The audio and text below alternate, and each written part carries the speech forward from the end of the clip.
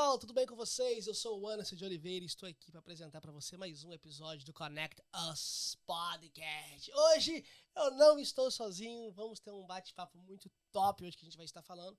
A Lili não está aqui do meu lado, ela está ali na sala cuidando do Joshua. Depois que o Joshua chegou, nossa rotina tem sido adaptada a cada dia.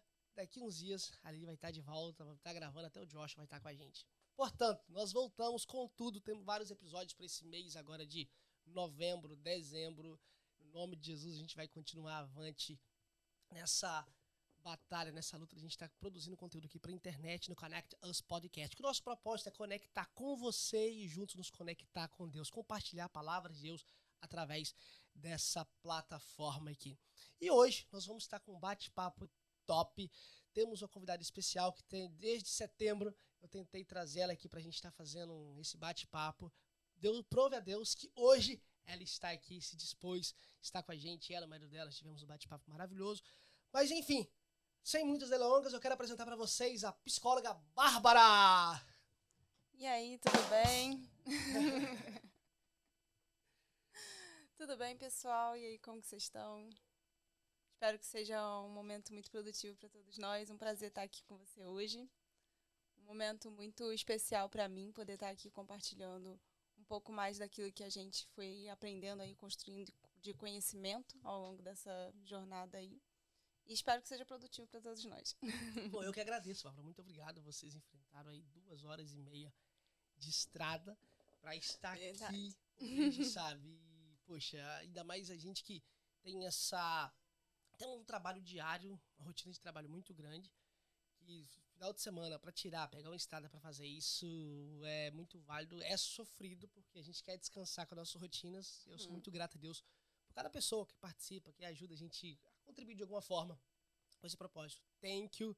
E como que tá sendo a sua experiência aqui no Brasil, aqui nos Estados Unidos, tal? Você chegou do Brasil há pouco tempo, está na América, como tem sido essa parte aí migratória, essa parte de migração aqui nos Estados Unidos? Sim, a gente, por enquanto, a gente ainda está vendo essa questão de a gente poder ficar aqui a nível de visto de trabalho e tudo mais. Mas tem sido um momento muito bom com Deus, na verdade, né?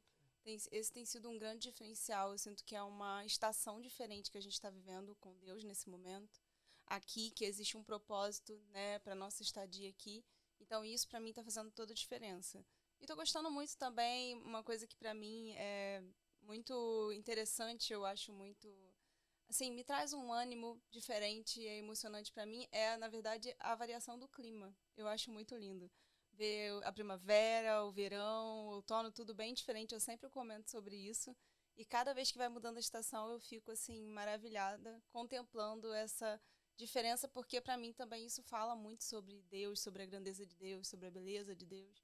Então, realmente é uma coisa que me encanta muito, ver essa variação. Isso é uma coisa que é particular aqui dessa região, né? E eu acho muito lindo. Então eu tô gostando bastante. Tu veio do Rio do Brasil, né? É verdade, do Rio. É calor o tempo todo, né? Lá a gente não vê essa variação, não. E lá, assim, fez um friozinho e já tá todo mundo de casaco, né?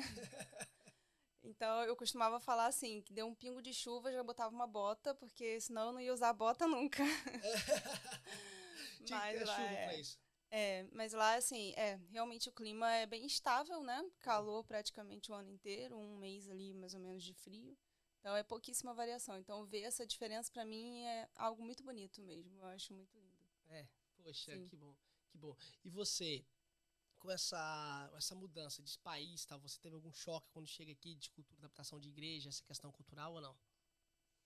Sim, eu acho que o próprio fato de você estar distante de todo mundo que você tem como referência, né, a nível social, já faz uma grande diferença mesmo na nossa vida. Então é toda uma adaptação a novas pessoas, construir novas relações, né, entender como que você pode,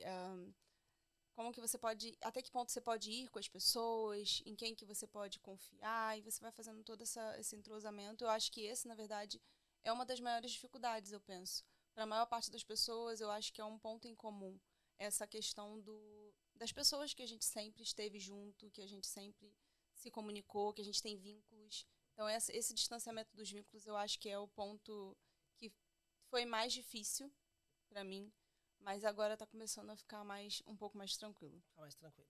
Pô, Sim. que bom, que bom. E até mesmo você falando sobre essa questão do vínculo de pessoas que estavam sempre à sua volta, que acontece vários problemas aqui, que várias pessoas sofrem com isso, melhor dizendo isso, que até mesmo a depressão. Muitas questões, nessa questão de migração, que a pessoa sai do Brasil, do seu povo, da sua cultura, da sua família, chega aqui e conta na solidão da vida e tem causado grande problema. Até o assunto que a gente vai estar falando sobre isso hoje, Sim. que você é psicóloga, você nem apresentou quem é você, né? Sim, verdade, gente. Não estava preparada para isso.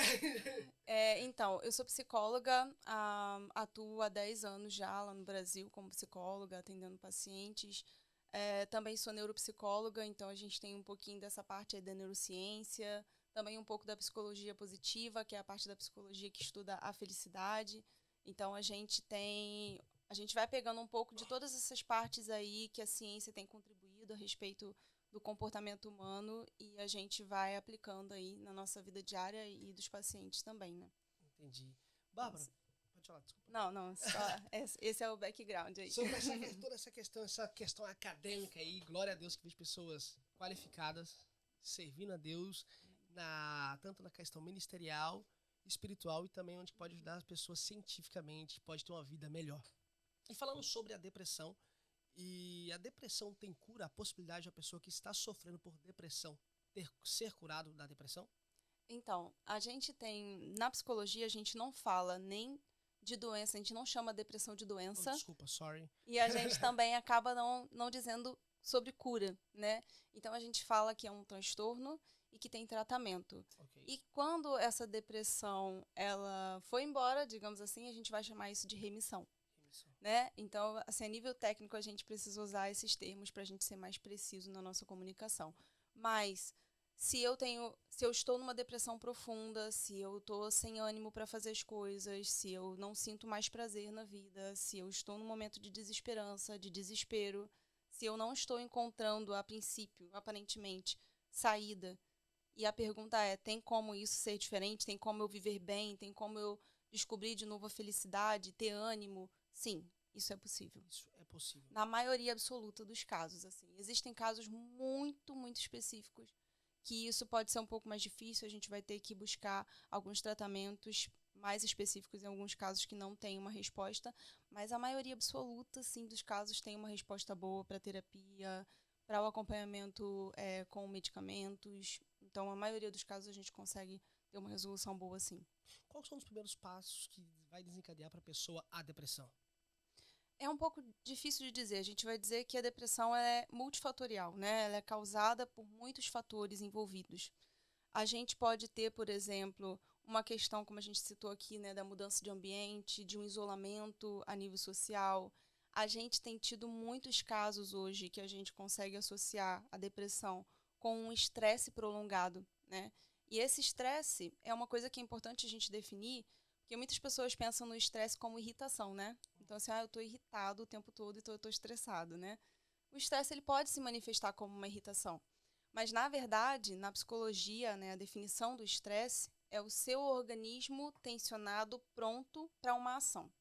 Se eu vivo numa rotina corrida o tempo todo, com muitos problemas, aí sim também com muita irritação, muitos conflitos, numa rotina em que eu estou tendo poucos momentos de satisfação de fato, isso pode fazer com que essa rotina seja uma rotina estressante. E esse estresse contínuo, ele chega a um momento que traz um desgaste para a gente, né? Um desgaste para o nosso organismo. E aí a nossa mente começa a ter um distúrbio ali no seu funcionamento, a gente não tem mais um equilíbrio nos neurotransmissores, etc. E aí a gente começa a entrar num estado depressivo. E esse tem sido uma causa muito comum nos nossos dias atuais, né? A gente tem conseguido associar muitos casos de depressão a esse estresse prolongado. Né? Entendi. E isso aí também tem causado diversas jovens adolescentes têm passado por esse transtorno, por esse momento de depressão na vida, por conta desse estresse, né? Sim, sim. E aí a gente precisa pensar, na verdade, a vida que a gente vive hoje, ela tem um contexto muito diferenciado, né? Então a gente vai ver, por exemplo, autores que falam sobre criação de filhos, quando a gente vai ver, por exemplo, no livro Disciplina Positiva, quando a gente vê no livro do Alan e da Bárbara Pise, que falam muito sobre comportamento, sobre relacionamento, e a gente vê outros autores como Jordan Peterson também falando sobre como que a nossa vida hoje ela é diferente do que supostamente deveria ser para um ser humano, né? A nível de saúde. A gente também pode ver na psicologia positiva o Martin Seligman também mostrando isso. A nossa rotina de hoje, a gente deixa de lado alguns fatores que são muito importantes para a felicidade, para o bem-estar do ser humano. Então, a gente tem uma rotina, por exemplo, em que a gente não está tendo interações sociais de qualidade. Então, esse é um ponto. Em que a gente não está tendo, muitas vezes, um propósito de vida muito bem definido. Então, as pessoas elas vivem um dia após o outro, né, sendo impulsionado pelas demandas imediatas ali daquele dia, sem necessariamente ter um propósito claro para tudo aquilo, o que faz com que torne difícil superar as adversidades, os obstáculos que elas podem enfrentar. A gente, muitas vezes, tem uma vida com poucas fontes de prazer que, de fato, fazem uma diferença. Porque, assim, a gente tem entretenimento, né? Celular, vídeos de YouTube, redes sociais, a gente tem esse entretenimento, até demais. E aí, esse entretenimento, ele não causa um prazer prolongado, né? Diferente de outros prazeres, por exemplo, se eu vou sentar aqui e jogar um jogo com você, se a gente vai conversar, se a gente vai fazer um passeio, um hobby, são prazeres diferentes. Então, aqui a gente já tem 3 fatores, né? Que é o pertencimento, que é o propósito e que é o prazer, que a gente já está negligenciando no sentido de construção de uma vida com bem-estar e com felicidade. E aí a gente também, muitas vezes, vai ter uma vida em que a gente não vai ter paz, né? Que também é um outro fator, a gente sentir essa paz na nossa vida. Então, a gente vê isso muito hoje também. E aí a gente também não vê, às vezes... E esse é um ponto que as pessoas elas acabam fazendo bastante, que é a produtividade, o quinto fator. Então, a gente tem bastante pessoas fazendo muitas coisas, mas elas não conseguem sentir que elas estão sendo produtivas. E aí a gente tem uma influência midiática muito grande nisso, né? A gente tem um Instagram em que a gente vê pessoas o tempo todo expondo altos resultados, né? Passeios incríveis, uma vida incrível. E muitas vezes a gente comparando a nossa vida com aquilo, por mais que a gente esteja produzindo, às vezes, pra caramba, a gente está produzindo muito, mas a gente olha e acha que não está produzindo. Então, esses fatores, a gente vê hoje a pessoas na nossa faixa etária, da nossa geração, já vivendo dessa maneira, mas para os jovens, muito mais ainda, né? Esses fatores estão sendo negligenciados. Eles estão cada vez mais distantes desses fatores. E existe também uma outra questão também, que a gente vai dizer que é um excesso de dopamina. E aí já é um outro ponto, e a gente tem vários aspectos aí que a gente pode pensar, que podem estar associando, sim, para essa nova geração estar incidindo mais aí na depressão. O que você aconselha para uma pessoa que está passando por um processo de depressão agora, nesse sentido, o que você poderia aconselhar para essa pessoa? Ok, bom, primeiro ponto é que quando a gente muitas vezes está começando um processo de depressão, e eu já vou falar algumas coisas para a gente começar a analisar, né? Então eu estou sentindo um cansaço frequente, não estou mais muito animado para fazer as coisas, se me chamam para fazer as coisas não tenho mais muito ânimo. Já comecei a querer me isolar um pouco, não tenho mais ânimo para estar em interações sociais, em eventos sociais. Se a gente já começa a observar esses fatores, a gente já pode começar a suspeitar de que essa pessoa possa estar se encaminhando para uma depressão. Se a gente ainda não tiver um diagnóstico fechado, a gente já começa a pensar num risco. Mesmo se for uma depressão crônica, que pode ter também esses mesmos sintomas ou não? Sim, no início sim. No início sim. E às vezes, na verdade, existe um tipo de depressão, né, que a gente chama de distimia, que ela é uma depressão crônica e que ela normalmente ela não vai evoluir para um humor muito negativo. Ela fica ali meio como se fosse levemente depressivo por muito tempo, né? E aí já é, na verdade, uma depressão, mas ela não vai se aprofundar, não vai ser um transtorno depressivo maior, que é o mais clássico que a gente conhece. Ela vai parecer, às vezes, que é uma pessoa que está sempre mal-humorada ali a vida inteira, que também precisa ser tratado, né? Mas os casos que a gente vê mais comum e que a maior parte da população vai ter risco de incidir é o depressivo maior, que é esse que a pessoa vai perdendo todo o ânimo com relação à vida, que vai se limitando cada vez mais, né? E a gente muitas vezes vê pessoas que não conseguem sair da cama, que não têm ânimo para fazer nada, e aí começa a chegar num ponto que elas realmente não conseguem. Mas se a gente já vê isso no início, né? Então a gente já começa a ver ali alguns sintomas, já procurar uma ajuda. As pessoas demoram muito para procurar ajuda com relação à depressão, porque existe ainda muito um preconceito com relação à depressão. Ainda mais no nosso meio religioso, né? Sim, O meio verdade. religioso tem esse problema maior. E uma coisa que eu acho interessante a gente pensar é o seguinte, tá? A gente está conversando aqui agora e a gente está tendo pensamentos, a gente está refletindo sobre o que a gente está falando, a gente está tendo emoções a respeito daquilo que a gente está falando. Tudo isso está sendo processado em um lugar do nosso corpo, que se chama cérebro, né? E aqui no nosso cérebro, no nosso encéfalo, eu vou falar encéfalo porque tem outras regiões ali que não necessariamente é o cérebro, mas estão associadas ali, tá bem aqui no nosso crânio. O nosso encéfalo, o nosso cérebro, ele está processando todas essas emoções e pensamentos e ele trabalha a partir de substâncias químicas, ele trabalha a partir de impulsos elétricos, é uma coisa bem física mesmo, sabe? Quando uma pessoa está numa depressão, a gente tem um distúrbio no funcionamento desse cérebro. Então, independente do fator que gerou a depressão, quando uma depressão está estabelecida, a gente tem um distúrbio biológico, a gente tem um distúrbio no funcionamento desse órgão. Só que o cérebro é um órgão diferente. Porque quando você olha um órgão, qualquer outro órgão do seu corpo, se você fizesse uma cirurgia, abrisse seu corpo assim e olhasse ele funcionando, você veria um movimento nele. No cérebro, você não vai ver movimento. Ele fica totalmente parado.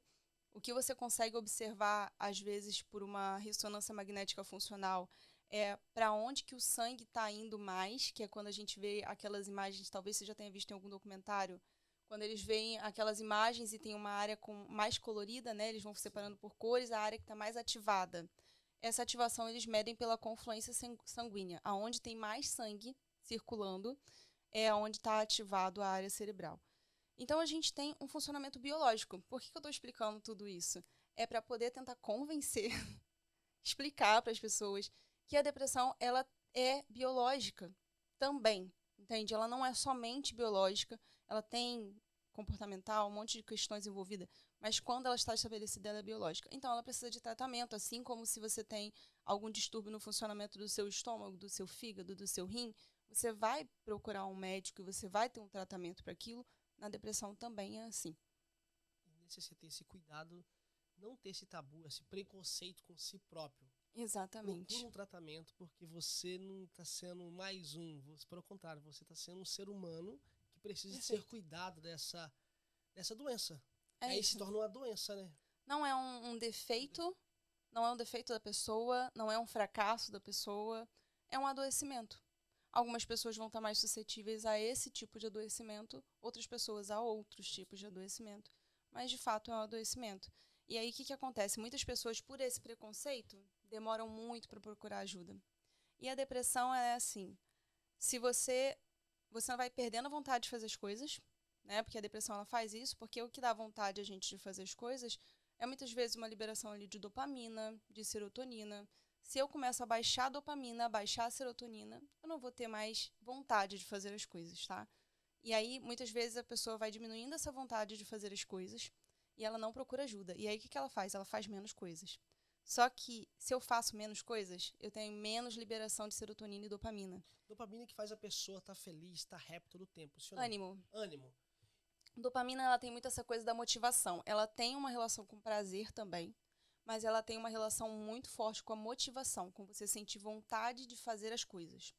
O que está mais associado ao prazer é serotonina.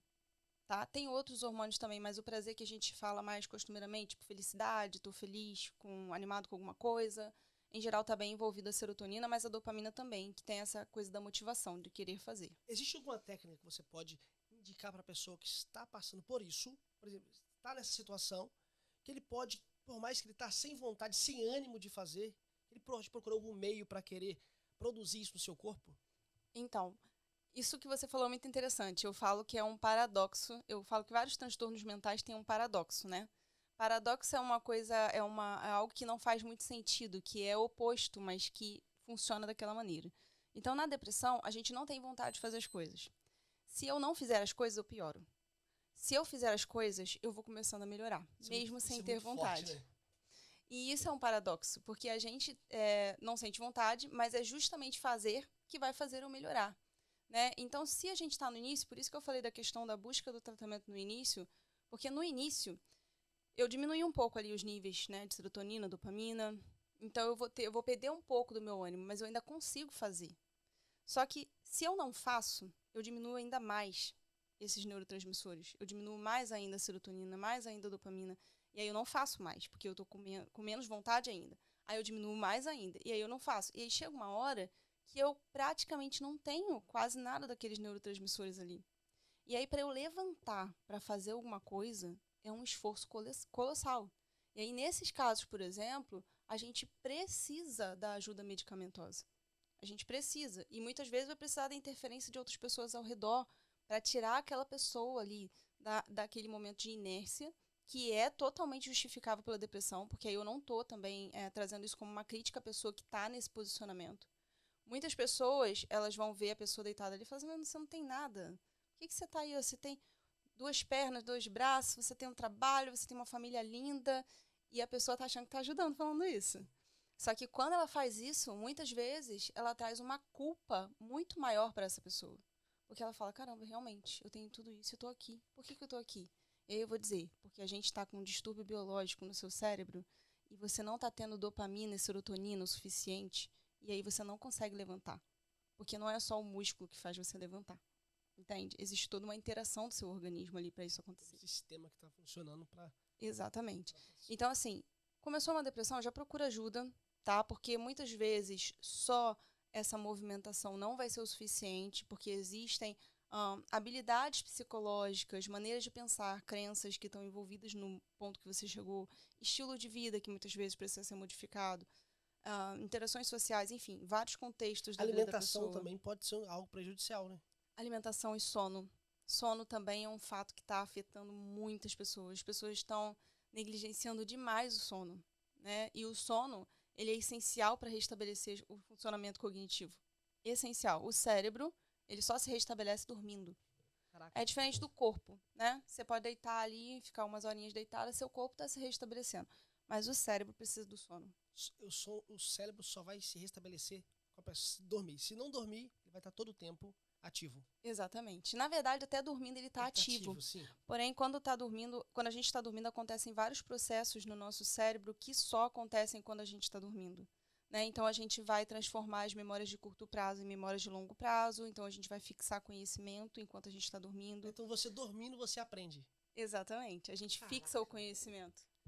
Exatamente. Tem uma pesquisa que foi feita lá no Brasil, no Instituto Dó, se eu não me engano. Eles fizeram uma pesquisa com crianças. Eles pegaram criancinhas assim, em idade pré-escolar. Eles aplicaram um ensino ali com eles, ensinaram uma coisa para eles, e metade dessas crianças foi tirar um cochilinho, e a outra metade não foi tirar um cochilinho, e depois eles testaram o quanto que eles tinham aprendido daquele assunto que foi ensinado. E as crianças que tiveram um cochilo, 20 minutos, tiveram um desempenho melhor do que as outras que não dormiram. Na média. Olha para você ver que até quando a palavra de Deus dá uma autorização para o homem descansar o 7º dia, é para contemplar e também que o descanso vai produzir muito mais. Às vezes muitas pessoas querem trabalhar aqui na América, a classe de imigrante, quer trabalhar 24 horas por dia, mas a pessoa não consegue produzir tanto. Mas se a pessoa parar para descansar, olha para você ver que vai fazer bem para a saúde e a pessoa vai poder até conquistar mais, vai aprender mais, como você estava dizendo. Caraca, é algo... Exatamente. E além disso tem outros fatores, né? Que aí não é necessariamente ligado à depressão, mas o nosso cérebro, por exemplo, ele se desintoxica, ele faz uma limpeza quando você está dormindo. Enquanto você está acordado, isso não acontece. Como assim? Existem algumas toxinas que são liberadas no nosso cérebro, pelo próprio padrão de funcionamento dele, às vezes também por uma alimentação não muito regrada, né? Inapropriada, digamos assim. Ele vai liberando algumas toxinas. E quando a gente está dormindo...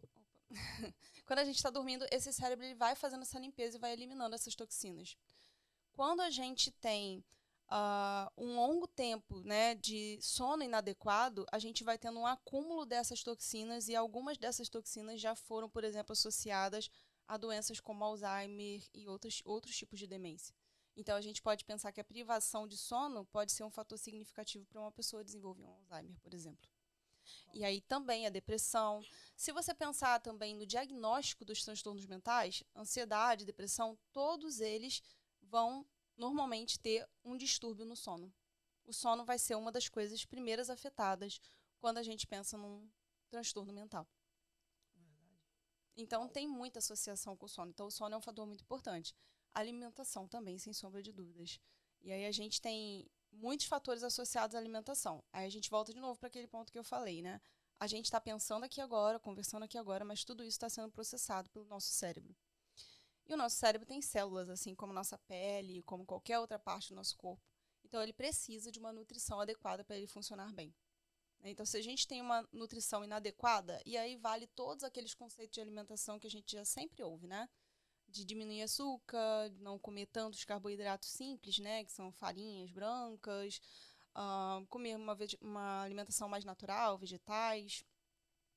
Isso, com certeza, vai influenciar nesse fator da saúde mental como um todo. Não só na depressão, mas na depressão também. Bárbara, por muito tempo, até hoje já foi quebrado bastante, mas ainda existe, onde tem um tabu que depressão é somente algo espiritual, que é a demonização da depressão. Nós sabemos que existe sim a questão da possessão maligna, mas também, e esse tabu, onde que muitas pessoas sofrem por a doença, sofrem por isso, por conta desse tabu, pode dizer, uma ignorância teológica, uma ignorância de saber que a pessoa necessita de uma ajuda. O que você pode dizer nesse sentido? Sim, então, eu acho que é uma questão realmente, como você falou, de conhecimento, né?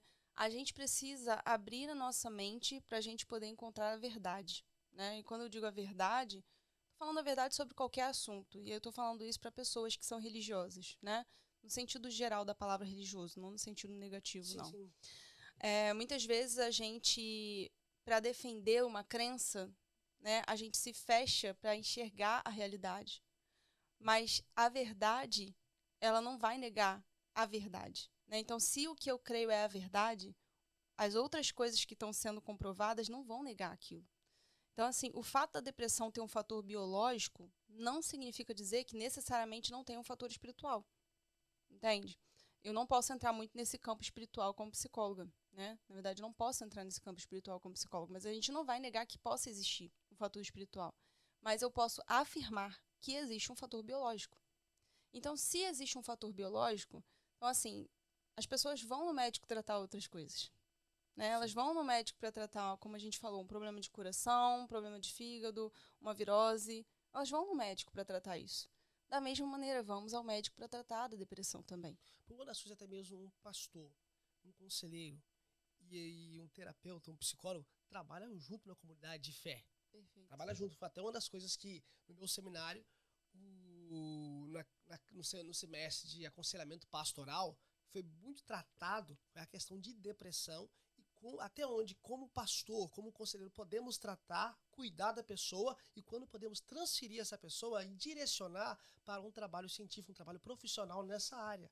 E ainda assim existe esse certo preconceito de querer demonizar tudo aonde que a pessoa está necessitando de uma ajuda, de um cuidado técnico, ou até mesmo às vezes um remédio para sair desse problema. Às vezes a gente demoniza tudo, colocamos tudo ao cargo do demônio, sabemos quem que é o demônio. Portanto, mas a pessoa precisa de um cuidado. E a gente não glorifica a Deus por Deus ter dado a sabedoria para os homens conseguir estudar a mente humana que consegue ajudar a pessoa a viver uma vida melhor. Sim, eu acho que um fator que traz essa diferença de percepção, né? Porque, como eu falei, a gente em outras doenças a gente vai no médico, a gente não questiona isso porque é espiritual, a gente vai. Sim. Mas eu acho que um fator que faz essa diferença é porque a depressão ela influencia no comportamento, né? Ela muda a atitude daquela pessoa. Você identifica como se ela tivesse, às vezes, até um aspecto de personalidade diferenciado por estar com depressão. Inclusive, tem até alguns pacientes que eles têm uma sensação de que eles não são eles mesmos, né? Eu também já tive depressão e eu também sentia isso. Eu falava assim, eu não sou mais eu mesma, eu sou alguma outra pessoa. Eu lembro que eu pensava assim, nossa, eu tô muito chata, meu Deus, eu sei o que está acontecendo comigo. Então, a gente tem um fator de personalidade, de comportamento que fica diferente ali na depressão. E por isso, muitas vezes, fica difícil para a pessoa entender que aquilo ali tem um fator biológico envolvido. Muitas vezes a pessoa vai falar assim, não, isso aqui é uma coisa espiritual porque existe um comportamento modificado, porque existe um sentimento modificado, um pensamento modificado. E a pessoa vai identificar aquilo ali como algo da esfera espiritual. Não vai entender aquilo ali como algo da esfera biológica, entende? Só que a nossa biologia, ela influencia diretamente no nosso comportamento. E aí, assim, isso é um pouco... Eu lembro que quando eu comecei a entender essas coisas mais a fundo, a gente fica, assim, um pouco chocado e tendo que rever muitas coisas na nossa cabeça, né? E tendo que repensar muitas coisas, às vezes até a nível da nossa crença religiosa, porque, de fato, isso é um pouco difícil da gente entender. Mas eu vou contar um caso aqui, que foi um caso, assim, emblemático para a neurociência. Ele mudou muitas coisas que a gente entendia e ele direcionou muito dos estudos que foram feitos depois disso, tá? Há muitos anos atrás, eu não consigo me lembrar agora a época, mas faz muito tempo mesmo, teve um cara chamado Phineas Gage, e vocês podem pesquisar na internet sobre esse caso vocês queiram saber um pouco mais. Ele trabalhava construindo linhas de trem, né? E o trabalho dele era, ele cavava um buraco, botava pólvora nesse buraco, e daí ele vinha com uma barra de ferro e batia para poder essa pólvora explodir e fazer um buraco fundo e fazer as fundações do trilho de trem. E ele fazia isso, esse era o trabalho dele. Bom, e quem era essa pessoa? Ele era um homem de família, tinha sua família, ele voltava para casa sempre no horário, era responsável com o seu trabalho, era gentil com as pessoas ao redor, ele tratava as pessoas muito bem. Esse era o Phineas Gage antes do acidente. Qual foi o acidente? Um dia ele lá, fazendo o trabalho dele, bateu com a barra ali, só que ele posicionou errado essa barra, de forma que quando ela voltou, ela atravessou o globo ocular dele e saiu mais ou menos aqui nessa região da cabeça dele. Ele foi levado para o hospital, fizeram o tratamento e ele sobreviveu. Voltou para casa, uma pessoa completamente diferente. A partir daquele momento, as falas dele eram agressivas, ele não chegava mais no horário no trabalho, ele se envolveu em vários vícios, ele maltratou sua família, ele saiu da família, ele terminou a vida dele trabalhando num circo itinerário. Não me lembro, eu acho que era na Europa que ele morava. Ele passou o resto da vida dele trabalhando num circo itinerário e a gente fala assim, caramba, uma barra de ferro atravessou o cérebro dele numa certa região e ele mudou muitos aspectos de comportamento e personalidade. E isso a gente consegue hoje entender biologicamente, porque essa região aqui do nosso lobo frontal, ela está relacionada a controle inibitório, a planejamento, a avaliação de riscos, a atenção. Então, a gente tem uma parte biológica do nosso cérebro que, se lesionada, altera a personalidade de uma pessoa. Isso é uma coisa um pouco chocante para a maioria das pessoas, né? Como eu falei, quando eu vi isso a primeira vez, eu fiquei um pouco chocada. Mas quando você pensa nisso, você consegue entender por que outras doenças, outros transtornos, podem afetar também o comportamento da pessoa e ser algo biológico. Entende? Mas é um pouco chocante, né? Nossa, porque aí tu começa a entender, assim, compreender várias questões da vida. Tem pessoas que podem ter um comportamento de nervo, mas tudo também causado por conta do cérebro, né? Sim, sim. A gente pode ter alterações. Inclusive, tem um tipo de demência que se chama demência frontotemporal, que é muito comum não, ocorre mais, né, em pessoas idosas, que ela vai justamente causar uma desinibição do comportamento. Então, às vezes, você pode ter uma pessoa que sempre foi muito dentro das regras sociais, mas se ela desenvolve uma uma demência frontotemporal, ela vai começar a ter comportamentos de desinibição. Né? E você pensa em desinibição, assim, ela não vai ter pudor, nem do que ela vai falar e nem do que ela vai fazer. Então, a gente vai ver uma alteração de comportamento ali, e é biológico. É biológico. Meu Deus. Eu tenho... O meu professor nessa classe de aconselhamento pastoral, nesse semestre, ele falou o seguinte, que todo mundo, todos os seres humanos, já passou por um momento de depressão na vida. Uhum. Não sei se você vai concordar com essa fala. Ele falou o que é depressão? A depressão, ele deu até uma ilustração. Ele falou, olha, é uma panela que está fervendo com a tampa, que está tampada. O que vai acontecer com aquela depressão? O que vai acontecer com aquela pressão da água que está sendo fervendo? Quando tirar a tampa vai encher aquelas bolinhas de água e tal. Ele disse assim, a depressão, toda essa causa, assim, quando a pessoa, esse sofrimento, esse sofrimento da vida, as pressões da vida, vai trazendo essa borbulha no seu cérebro e para onde que vai sair. Por isso que é a necessidade da pessoa entender a importância de procurar quem pode ajudar, tanto quem tem questões crônicas, quanto também que por alguma coisa, a pressão da vida tem desencadeado isso na vida da pessoa, né, Bárbara? Sim, eu não sei se eu diria todo mundo, Porque, na verdade, eu particularmente tomo muito cuidado para falar todo mundo, né? Eu disse no sentido Mas que eu ele acho falou... que a maioria das pessoas, a gente poderia pensar que sim, que a maioria da população pode ter passado por um momento de depressão, talvez não diagnosticado, ou talvez até não tenha chegado ao nível de uma depressão, Sim. né, que a gente vai dizer ali de um transtorno mesmo, mas em que ela já ficou ali um pouco abalada ali e teve uma variação ali do funcionamento biológico dela, né? E qual que é a diferença entre a depressão e a crise de ansiedade? A mesma família, ou um puxa para o outro? Como que funcionam essas duas questões? Acontece bastante das pessoas terem o que a gente fala de comorbidade, né? Então, ter a depressão e ter o transtorno de ansiedade também. Aí existem vários transtornos de ansiedade diferentes. Mas, na verdade, são coisas bem diferentes uma da outra, né? Só que como acontecem muito juntos, muitas vezes as pessoas não sabem nomear e identificar o que é uma coisa e o que é a outra coisa, né? A ansiedade, bom, ela é uma ativação fisiológica, tá? Diante de alguma coisa que foi interpretada como perigo, tá? Então, a gente muitas vezes vai ter ali um ataque cardíaco, uma respiração ofegante, alguns outros sintomas fisiológicos, mão suando frio, né? Tremores.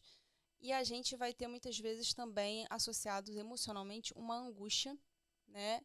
Ou um medo, Bem, a própria ansiedade em si. bem Então junto com a são. depressão, a depressão não causa...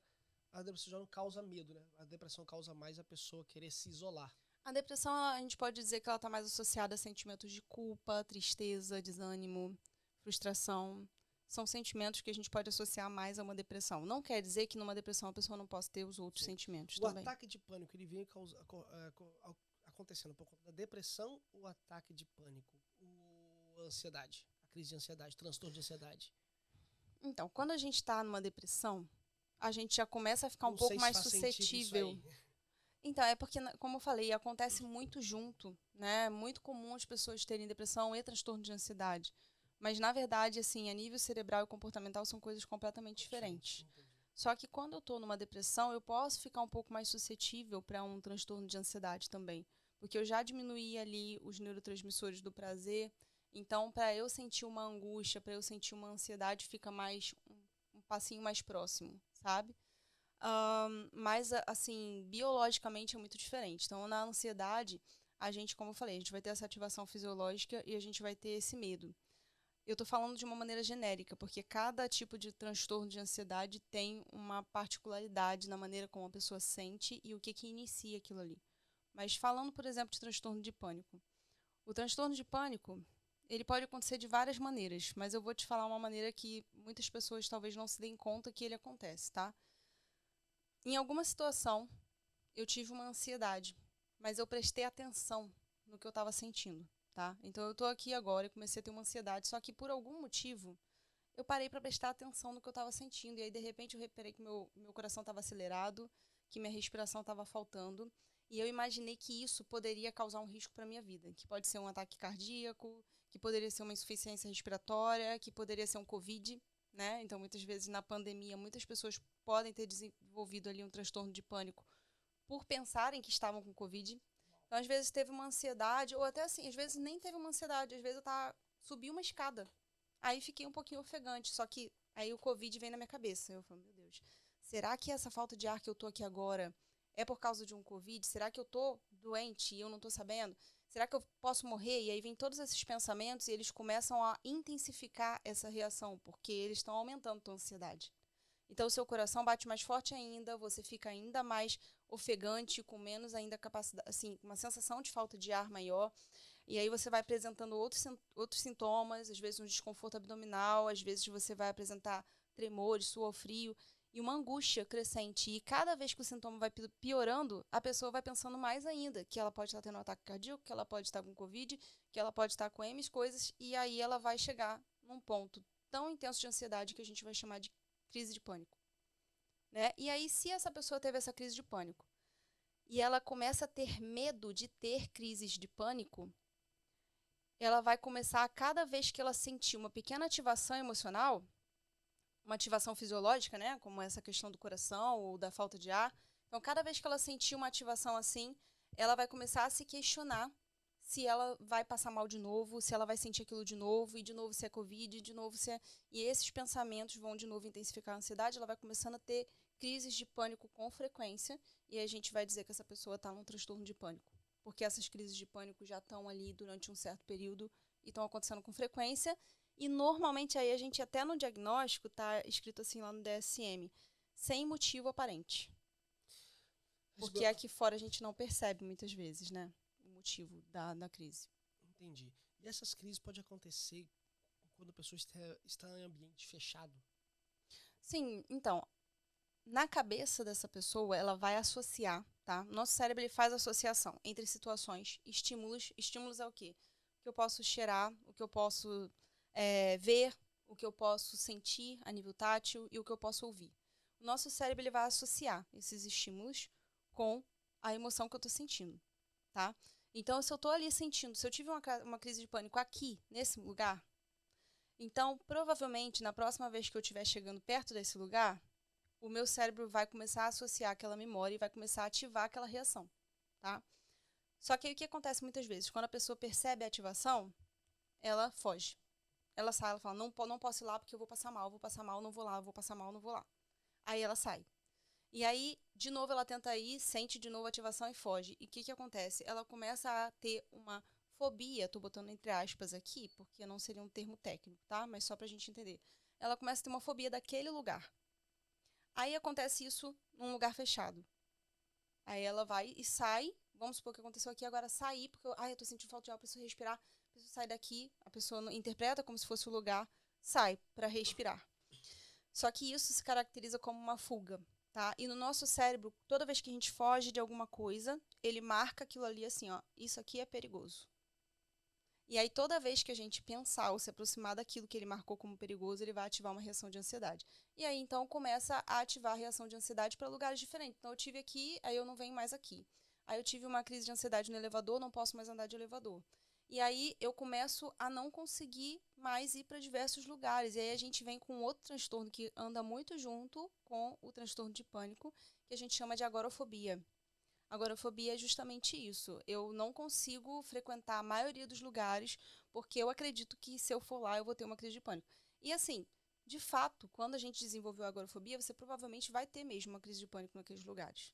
Mas qual é a dica? Eu tive uma crise de pânico aqui, não saia daqui. Fica aqui até você se sentir melhor. A não ser que seja realmente um lugar que a gente não possa estar, né? Então, tô no meio da rua, tudo bem, né? Não dá pra gente ficar ali parado no meio da rua. Mas se eu posso ficar, fica aqui paradinho, faz as estratégias, aí tem várias estratégias, respiração, e aí na terapia a gente vai, né, aprender todas as estratégias, fica no ambiente que você está.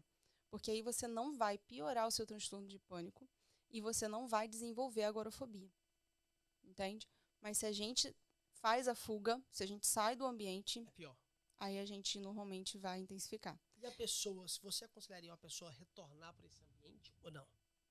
Sim, mas aí a gente precisa entender o seguinte, tá? Quando a gente tem um transtorno de pânico, ou uma fobia também, né? Que às vezes tem uma fobia específica. Tem pessoa, como a gente fala, claustrofobia, né? Então, quando a pessoa tem a claustrofobia, por exemplo, ela vai ter essa ansiedade para ambientes fechados. É a mesma ansiedade, praticamente, ali da crise de pânico. É a mesma.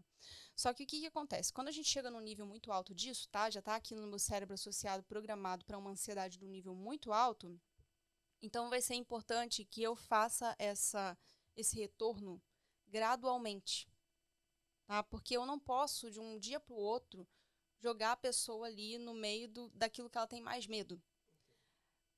Por dois motivos. Primeiro, porque a gente não sabe fisiologicamente se aquilo ali pode acabar tendo alguma alteração, né? Então, se a pessoa já tem alguma fragilidade ali, por exemplo, um problema de coração, de pressão, então não é indicado que ela faça esse enfrentamento de uma maneira assim tão intensa. É melhor fazer o gradual. E o segundo motivo é porque existe uma chance muito grande de que ela fuja. E se ela fugir, ela piora, o estado dela não melhora. Então, quando a gente vai gradualmente, uma escadinha assim de dificuldade, então primeiro eu enfrento uma coisa que é um pouquinho difícil para mim, mas aí já é suportável, eu aguento, eu consigo não fugir, entende? E aí eu enfrento aquilo ali, depois eu vou enfrentando os próximos degraus, até que chega uma hora que eu vou para aquilo lá, que era o pior de tudo, que era o que eu tinha mais medo, e aí eu consigo enfrentar. Entende? A gente na terapia a gente faz toda uma preparação para isso, porque não pode, e não pode ser, como eu falei, não pode haver fuga. porque a fuga vai piorando o estado da pessoa. Você aqui no Brasil, você continua atendendo pessoas ainda? Só entre aspas aqui, eu quero pegar isso aí. Quem sabe se alguém quer procurar, quer ter um tratamento? Então, agora eu estou nesse processo de autorização de visto de trabalho. Então, por enquanto, as pessoas podem me procurar lá pelo Instagram. Fala comigo, qualquer coisa eu vou encaminhar para algum profissional que possa estar fazendo esse atendimento. Você não atende online nem aqui no então, Brasil? agora, por enquanto, eu não tô com essa liberação para atender aqui. Entendi. Então, eu preciso esperar um pouquinho, né, para ver esses processos legais. Mas, assim, eu acredito que em breve vai dar tudo certo. Então, as pessoas já podem falar, assim, né, já podem procurar, a gente já vai dando algumas indicações e encaminhando. Aqui nessa câmera. Então, gente, o meu Instagram é @psi.barbarafranca, tudo junto. Esse é o meu Instagram, aí se vocês quiserem podem entrar lá, também tem vários conteúdos lá. Eu não falo normalmente especificamente sobre transtornos, eu falo sobre coisas, habilidades do dia a dia que a gente precisa para a gente poder construir essa vida saudável e aí justamente não entrar nesses transtornos, mas de vez em quando a gente toca sobre algum desses temas. E se vocês também tiverem alguma dúvida, vocês podem também falar lá no meu Instagram mesmo, mandar por direct, que provavelmente isso pode virar ali um conteúdo, a gente pode trazer isso de várias formas para vocês, se vocês quiserem, viu? Bárbara, o que foi? Tem pergunta aqui pra gente aqui. Então tá bom. Ok, a pergunta boa. Mas eu creio que ela já respondeu essa aqui. A Liliane tá ali atrás participando assim, nos bastidores, entendeu? Por isso que ela...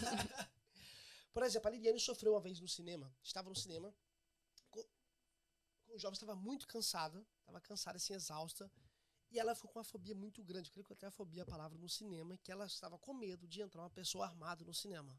A Liliane não conseguiu assistir o filme. Tá, então, quando a gente está muito cansado, e aí isso inclui também aquilo que a gente falou da privação de sono, tá? E aí tem alguns estudos que mostram que a privação de sono ela vai fazer com que a gente fique mais suscetível a pensamentos negativos.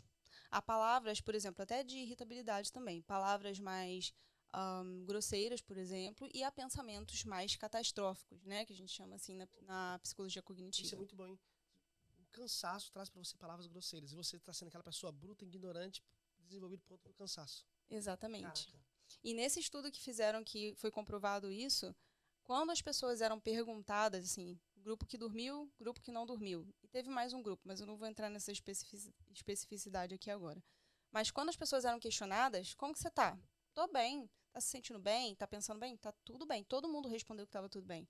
Mas quando a gente vai para o desempenho nos testes, então a gente vê que as pessoas que tiveram privação de sono, elas vão ter uma tendência para os pensamentos mais catastróficos, né, como a gente falou, de perigo, e para uma agressividade.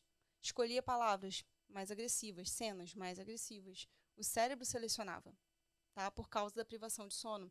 É como se quando a gente estivesse em privação de sono, nosso cérebro interpretasse que a gente está numa situação de perigo. Entende? Então ele fica mais alerta para o perigo o tempo inteiro. E por isso que a gente tem mais essa tendência. E aí o que acontece? Se ela já estava cansada, então assim, para uma pessoa que está com depressão e transtorno de ansiedade, a privação de sono é um castigo, é uma coisa terrível. Porque aí já para uma pessoa que está num estado de saúde psicológica normal, ela vai ter uma dificuldade, uma alteração, muito mais ainda para quem já está no transtorno, né?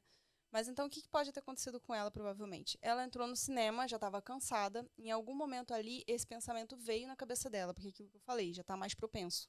Veio o pensamento, só que o pensamento ruim, principalmente quando a gente está com privação de sono, ele gruda. Ele gruda ali no teu cérebro, você fica com uma dificuldade enorme de arrancar ele de lá. E aí vai crescendo tua ansiedade, e à medida que a ansiedade vai crescendo, a reação fisiológica, o pensamento fica mais difícil ainda de ser alterado. Ele fica mais rígido, sabe? É como se ele fosse uma argila que endureceu. Então, para você moldar ele, fica mais difícil quando a ansiedade está mais alta. E aí, a ansiedade vai crescendo, aí você vai percebendo sua angústia, também vai se angustiando com o próprio desespero, com a própria sensação do corpo. E aí a gente chega numa crise de ansiedade. Provavelmente ela foi uma crise de pânico mesmo ali. Sim. Porque a fobia, a gente vai falar que a fobia é uma coisa a um objeto específico, é uma coisa já estabelecida ali. Eu tenho um medo irracional ou uma aversão irracional a alguma coisa. Por isso que naquela hora eu falei entre aspas a fobia, né? Porque esse é o termo técnico. Mas assim, uma crise de pânico, provavelmente, que ela teve. Uau. E é algo tão sério, tão comum que acontece do seu lado e vocês, ok. Então, naquele momento que ela passou isso, eu peguei a mão dela e falei, fica calma, tranquila, não vai acontecer nada. Ótimo. Permanecemos no local. Porque eu vi que ela não estava normal, não sou técnico nessa área, Uhum. mas como marido e para tentar minimizar aquela situação, o corpo dela se expressava, ela se movia, ela queria sair, queria ir embora. A gente estava com os jovens da igreja ainda. Ainda bem que ela não foi. Ela foi embora? Não, não foi. Ainda bem que ela não Eu foi. fiquei com ela, só não vai acontecer nada. Não vai Ótimo. acontecer nada, estamos aqui. A gente não vai dar nada. Fui todo o tempo com ela com medo. Ai, se acontecer alguém armado aqui. Porque ainda mais aqui nos Estados Unidos tem muito maluco. Sim. E se você for ver no cinema, o cinema tem pouquíssima segurança. E isso tudo foi na mente dela. Sim, por causa que já estava numa situação de cansaço. De cansa... E aí é muito interessante a maneira como que você ajudou ela, né? Mesmo sem ter um conhecimento específico técnico ali, olha só o que você acabou fazendo ali. Você não botou uma pressão maior sobre ela, porque você não fez um julgamento do que ela estava sentindo. Você se colocou à disposição para ela, então você estava junto com ela, você não reclamou dela estar se sentindo daquele jeito, não duvidou do que ela estava sentindo, você só falou, tá tudo bem, vai ficar tudo bem, tô aqui com você. Então você deu para ela uma segurança também. E o fato dela ter ficado ali fez com que ela não começasse a desenvolver um possível transtorno de pânico, que ela poderia desenvolver. Olha só. A partir dali. Depois dessa vez, a gente não voltou no cinema, mas eu já tem mais tempo que eu quero levar ela no cinema. Já conversei com ela, a gente vai ir no cinema. Ela falou assim, não quero, mas eu já sei qual tá sendo o trauma dela, o medo. E aí você imagina, porque ela ficou lá na sala de cinema. Imagina se ela tivesse ido embora. Com certeza, então, teria sido bem pior. Teria sido bem pior.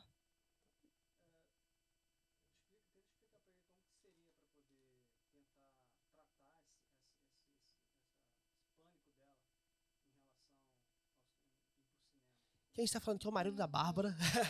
Tá no background. Sim. Então, eu não sei se eles ouviram a pergunta, então eu vou falar. Ele está falando como seria para poder, por exemplo, tratar esse pânico com relação aí no cinema. A minha pergunta é o seguinte: como que faz para poder tratar as pessoas que têm esse pânico, né? Qual o procedimento que você possa indicar para as pessoas para aos poucos irem fazendo para poder melhorar dessa situação? Sim, então, eu vou falar especificamente do caso da Liliane, mas na verdade isso serve para muitos casos, tá? É basicamente isso. Se ela tiver muita ansiedade de entrar no cinema, então vocês podem ir no cinema e não entrar lá dentro, ficar ali um tempo, de boa ali na entrada, até ela se sentir tranquila. Se sentir tranquila, vai embora. Ou então, se ela estiver disponível para já ir lá ver o filme, vai ver o filme. Entra lá, fica lá dentro, se propõe já um tempo antes de entrar. Vou ficar lá dentro por 1 hora, vou ficar lá dentro por meia hora, já propõe antes. E fica o tempo que se propôs. Quando sair do cinema, sai andando devagar. Você fala assim, nossa, que coisa doida, né? Você não pode sair andando rápido, porque muitas vezes o que acontece? A pessoa, ela entra lá no cinema para ver o filme. Mas na hora de sair, ela já estava assim, ó, agoniada para sair, querer ir embora logo, né? Porque ela tá se sentindo mal. Então, na hora de sair, ela vai querer sair rápido. Só que sair rápido pode caracterizar para o teu cérebro como fuga e piorar o transtorno de ansiedade. Então, sai andando devagarzinho. Vai andando devagar. Aí, se chegou na recepção, tá ansiosa, fica ali um pouquinho ainda. Espera baixar a ansiedade e depois vai embora. Olha só. Não, manda outra.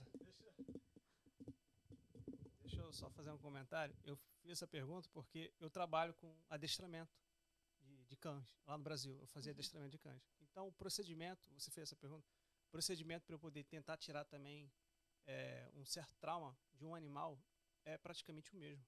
Vamos supor, o cachorro, quando chega numa rua, tem um cachorro que fica ali na rua e tenta agredir ele.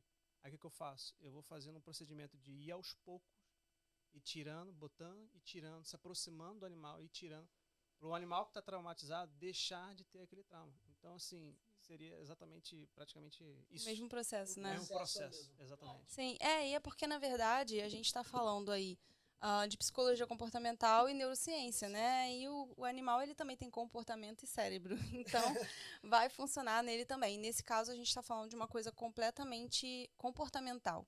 Mas isso vai ativar ali o funcionamento do cérebro. Eu tenho algo que eu faço constante, principalmente quando eu vou viajar de avião, que acontece comigo. Então, eu não tinha medo de altura, não tenho medo de altura, não tinha medo de voar, até que eu peguei uma turbulência voltando da Flórida para Nova York.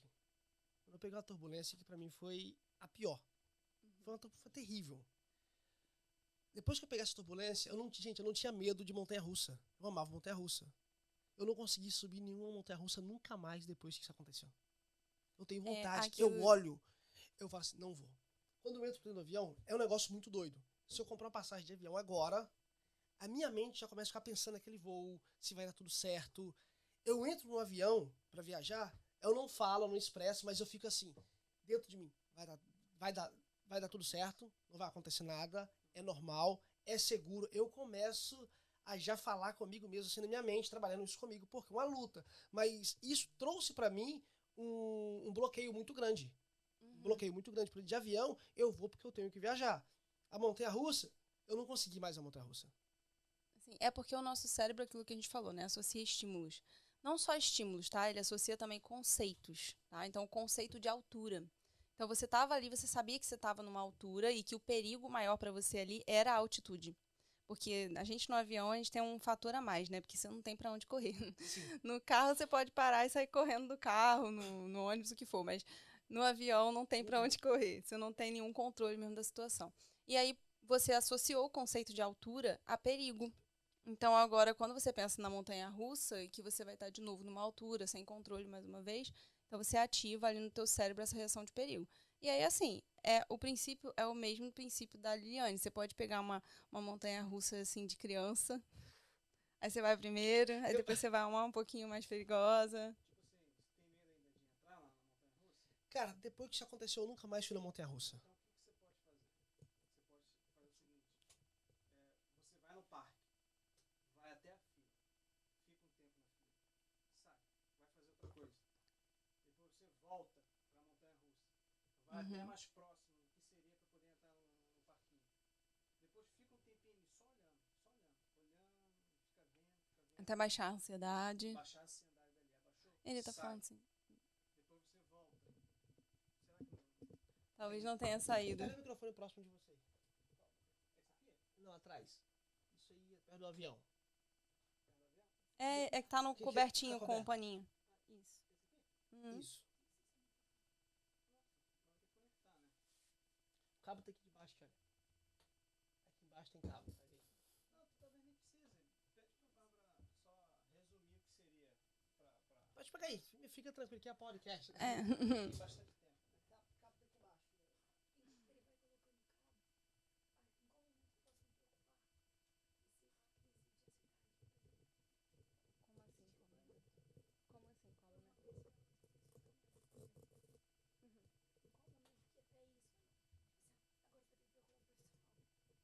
Ah, sim, tá.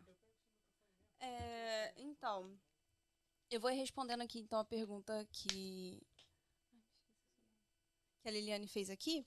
Ela está perguntando assim, em que momento que a gente deve se preocupar com isso, com a crise de pânico e procurar um profissional, né? No momento em que isso começa a limitar a gente na nossa vida, começa a limitar a gente, por exemplo, limitar nosso dia a dia, limitar a nossa interação social, limitar a nossa satisfação com a vida, o nosso bem-estar, e a gente não está conseguindo melhorar isso. Ou está estabilizado ou piorando. Mas eu costumo dizer que, normalmente, os transtornos psicológicos, eles vão piorando, principalmente a ansiedade, né? Então, por exemplo, se eu não estou indo para o cinema, eu estou piorando. Por quê? Porque toda vez que eu pensei em ir no cinema, ou que alguém me propôs a ir no cinema e eu não fui, eu estava evitando. E evitar também aumenta a ansiedade. Então, assim, no momento em que isso começa a ser uma limitação para a pessoa, né, em alguma área da vida, começa a causar um problema para a pessoa, e ela não está conseguindo resolver isso sozinha, precisa procurar a ajuda de um profissional para encaminhar direitinho como fazer. Como eu te falei, tem vários detalhezinhos que, se a gente deixar passar, pode não conseguir fazer o enfrentamento. Ah, tá. Aí voltando à questão Estava falando da montanha-russa. da montanha-russa, no caso dele, né? Tá com medo. Aí você chega próximo à fila, né? Fica um tempinho lá, espera baixar um pouquinho a ansiedade, sai, vai fazer outra coisa, vai passear, volta para a fila, chega mais próximo onde estaria, né, a entrada do carrinho. Fica um tempo lá, espera aquela ansiedade passar, volta para fazer outra coisa. Daí você, aos poucos, vai adicionando, você vai ultrapassando aquelas barreiras que você mesmo foi botando ali. Até chegar no ponto e você sentar na cadeira, irmão, vai, seja feliz. Curte. Só curte. Na hora você Só pode curte. não ser feliz, mas depois você será. Porque o medo, quem passa por uma circunstância dessa, é o Sim. seguinte, você tem vontade, você curte, querendo ou não, você sofre de estar ali. Porque você quer estar, mas quando todo mundo sai da montanha-russa e quem está com você, todo mundo fala, poxa, como que é bom, tu viu, vamos de novo. Fala, Aham. querido, tá lá. Ainda mais quem já foi. Cara, eu não Sim. perdi uma montanha-russa. Isso pra mim trouxe um bloqueio muito grande, que eu comecei a pensar nessa questão do medo, dessa ansiedade que trouxe, que desencadeou comigo há tempo atrás. Eu comecei a pensar, gente, isso pra mim foi muito prejudicial. E isso foi prejudicial de uma forma tão grande que eu não consegui mais na montanha-russa. Esse ano eu pensei, pessoal, próximo Eu não tô parque. conseguindo te ouvir. Não sei se seu microfone tá conectado. Alô, tá me ouvindo? Não. Alô? Alô? Alô? Alô? Não. Alô? Alô? Se eu te ouvir, eu aviso. Por enquanto, não.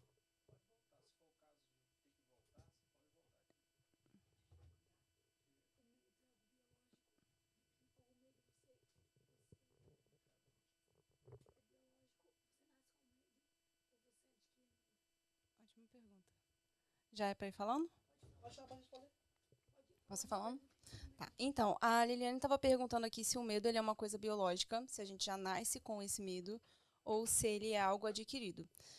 Então, é assim, a gente tem já uma propensão a ter mais medo ou a ter menos medo, tá? Isso já nasce com a gente pode chamar isso de temperamento em alguns casos. Então, algumas pessoas elas já vão ter uma propensão maior a ter mais medo, né? Porém, o medo que a gente tem... existem alguns medos que eles são considerados assim inatos, que todo mundo meio que tem esse medo já. Por exemplo, medo de escuro quando criança é uma coisa comum para praticamente todo mundo. Medo de... Se você vê um animal com dentes pontudos, normalmente todo mundo vai ter medo. É um medo meio que universal ali. Mesmo quando não tem uma cultura ensinando, a gente vê a manifestação desse tipo de medo. Mas existem muitos medos que são aprendidos, justamente pela associação, né, que a gente falou. Então, assim, eu vivenciei uma situação aqui, às vezes até uma associação por modelo. Como assim? O que é uma associação pelo modelo? Existe uma pessoa do meu lado que está expressando medo. Eu aqui criança, não sei nada de todo mundo. Se ela está com medo, eu vou ficar com medo também. Entende? E aí eu começo a sentir medo e aí, vivenciando aquela situação, eu vou condicionando essa resposta de medo àquela situação. Ou seja, eu vou começar a sentir medo daquilo. Entende? Então, assim, existem pessoas que têm uma propensão para ser mais medrosas e existem pessoas que são menos medrosas já por temperamento. Mas o que a gente vai ter medo ao longo da nossa vida, qual é o endereço do nosso medo, isso na maior parte do tempo é aprendido.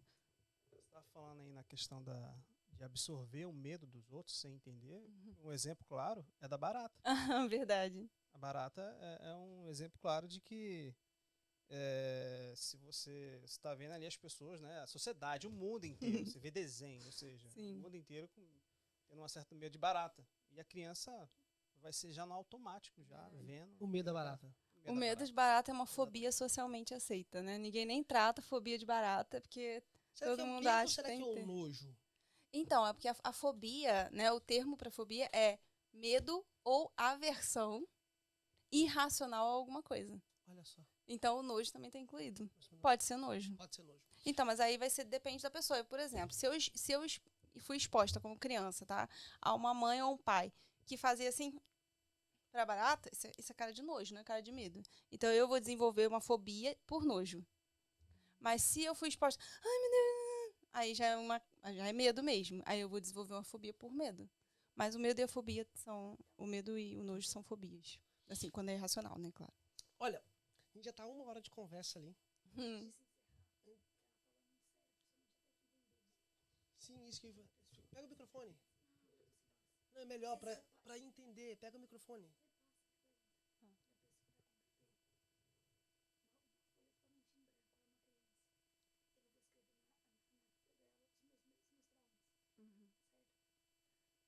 Sim, também. A Liliane estava falando, eu vou falar aqui no microfone a pergunta dela. Ela estava falando sobre quando uma pessoa tem um bebê, que esse bebê é uma folha em branco que vai ser escrita ali, né? A maior parte pelos pais. Durante muito tempo, a gente acreditou na psicologia que era uma folha em branco. Hoje em dia, a gente não entende mais assim. A neurociência mostrou que o bebê não é uma folha em branco. Por quê? a gente consegue perceber que existem vários, até comportamentos, alguns comportamentos, a gente consegue associar a uma questão genética, a uma hereditariedade, porque mesmo distante dos pais, alguns comportamentos aquele bebê ele vai reproduzir se for criado por uma outra pessoa completamente diferente. Caraca. Alguns gostos, por exemplo. E aí tem a questão do ser mais medroso, ser menos medroso, que é a questão do temperamento. Então, algumas coisinhas, o bebê não é uma folha completamente em branco, sabe? Ele é uma folha com umas linhas e uns desenhos ali. Mas a maior parte a gente dá para escrever sim. E aí entra, de fato, assim, uma responsabilidade muito grande dos pais. Eles têm uma responsabilidade, uma influência muito grande sobre o que vai ser escrito nessa criança, principalmente nos primeiros anos de vida. Principalmente. Entrando sobre essa questão de bebê, foi algo muito bom que a gente falou. Por quê? A gente está o mundo está vivendo um conceito agora dizendo que feto já não é vida. Uma outra área que nós que somos cristãos, nós defendemos a fé e a vida. Bárbara, com trauma, existe ou melhor, com trauma, há algum trauma psicológico que desencadeia para a mulher que comete um aborto? Então, esse assunto é um assunto absurdamente polêmico, inclusive porque recentemente o CRP, que é o CFP, o Conselho Federal de Psicologia, fez até uma postagem no Instagram falando exatamente sobre essa questão, né? E eles estavam falando sobre defender, né, o direito ao aborto. E aí entra muitas questões, né? Mas falando sobre a sua pergunta específica, né? Se isso pode causar um trauma. Sim, pode causar um trauma. A gente não tem como definir claramente que vai causar um trauma, porque depende de todo o contexto daquela pessoa, assim, a nível mental, a nível emocional, sabe? Mas em uma boa parte dos casos, isso pode trazer um trauma, sim. Mas a gente não tem como trazer isso em números para você hoje, por enquanto. A gente não tem. Sobre o quanto que causa trauma numa mulher, o aborto. E eu acho que talvez vai ficar um pouco mais difícil a gente conseguir dizer isso, porque eu acho que vai ser difícil a gente conseguir fazer pesquisa nesse sentido. Sim. Entende? Então a gente não vai conseguir afirmar. A gente não vai conseguir ter dados. Mas, sim, muitas mulheres têm um trauma por terem realizado um aborto, sabe? Muitas mulheres vão ter uma questão emocional que elas vão carregar ao longo da vida por terem realizado um aborto, sim. Mas a gente não tem hoje dados para poder falar sobre isso. Exato. A pergunta é, eu já aconselhei pessoas conversando, eu aconselhei com um pastoral que já se passou por situações assim na vida. E uma vez aconteceu algo que me chocou. Ganhamos um presente para uma pessoa que tinha ganhado de ter um filho. E o nome do filho era com o nome de um texto bíblico, o nome de um evangelista bíblico. Quando ela me deu, eu olhei o nome e tinha a data do aniversário da criança. Só que por coincidência, a data do aniversário parecia que era um texto bíblico. Era Mateus 12, alguma coisa assim. Eu fui olhar o que era. Na hora eu peguei a Bíblia e falei, o que está dizendo Mateus 12, tudo isso? Eu peguei o texto bíblico e fui ler. Ela falou assim, não, mas depois que eu li, eu olhei e falei assim, não tá fazendo, tipo assim, eu disse, o texto bíblico, esse versículo não tá fazendo sentido pro nome da criança. Eu pensando comigo, né? Ela perguntou assim, o que você tá fazendo? A Liliane falou, o que você tá fazendo? Eu tô lendo a Bíblia. Ela disse assim, mas por quê? Tô vendo que o versículo que está com esse nome aí aqui. Ela disse pra mim assim, não, mas isso aqui não é um versículo bíblico, isso aqui é a data do aniversário dele. De nascimento, de aniversário, data do nascimento da criança. Eu falei, que legal, tá? Ela falou, mas, por acaso, o que tá escrito na Bíblia com esse versículo que deu nessa data? O único pecado que não tem perdão é somente o pecado contra a blasfêmia contra o Espírito Santo. A pessoa falou pra mim assim, glória a Deus, eu fui perdoada. Eu fiquei sem entender. Tipo assim, mas como assim? O que aconteceu? Ela disse, a minha vida toda eu ocupei que eu me sentia que não era capaz de ser mãe, de ter filho. Porque em um momento da vida, ela cometeu um aborto. Alguém obrigou ela a cometer esse aborto. Ela cometeu. Então ela se sentia culpada. Hoje ela era mãe, mas ela não se sentia digna de ter um filho. Ela sentia culpada, a dor da culpa culpava ela todo o tempo. Quando eu li aquele texto, foi algo assim, bem inusitado. Quando eu li esse texto, eu recebi o perdão de Deus. Ela conseguiu entender. Falou assim, olha, o meu pecado que eu cometi, Deus me perdoou. Sabe? Então por isso que eu vi, eu não sei como está a vida dela hoje, carregou, Deus queira que ela tenha realmente encontrado o perdão, que ela tenha vivido a nova vida com Cristo, sabe? Entendendo o perdão de Deus, mas algo que atormentava ela. Sim. Querendo ou não, quer ver que atormenta até hoje, que vai ser uma briga constante, né? Não vai ser algo que aquele momento parou e acabou, não. Vai ser uma... A grande questão que se coloca é onde que começa a vida de um ser humano ali, né? E essa questão, a gente precisa entender que hoje, pelo menos para nível científico, isso é uma afirmação filosófica, né? Porque qual é o critério que a gente vai usar para determinar que aquele ser começou a ser um ser humano? Eu estava lendo um livro em defesa da vida. Eu estou começando a pesquisar algo sobre essa questão, esse tema de aborto, porque até mesmo como igreja é um problema atual que precisamos também estar atento com isso, que nós defendemos a vida. Mas e aí? Sim. E algo interessante que esse autor ele diz, ele fala o seguinte, que a partir do momento que o óvulo ele é um óvulo, ele já tem células, ele já é uma vida. A partir do momento que tem a fecundação, que se torna óvulo do homem contra o cromossomo do óvulo, o espermatozoide junto com o cromossomo da mulher, quando aquelas duas questões científicas se juntam, se unem, já é vida, se torna vida. Ele fala assim, olha, que tem célula. Ele até faz uma comparação, um contraste entre um cadáver. Ele fala, o cadáver também tem células. Portanto, as células do cadáver não vai crescer, não vai continuar vivendo, vai proliferar. Portanto, a célula daquele óvulo vai proliferar, vai crescer, vai tornar vida. Então, a partir do momento que aquelas duas junção está aquela fecundação, já é vida. Aquele cromossomo já é vida.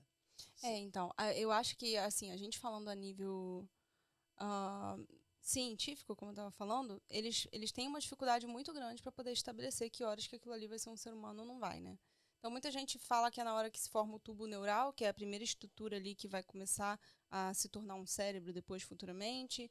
Outras pessoas vão falar que é só quando o cérebro já está bem formado, e assim por diante. Só que a gente já começa a entrar num ponto em que como que a gente vai estabelecer esse critério? E esse critério funciona só para um ser que está dentro do útero ou ele funciona para todos os seres humanos?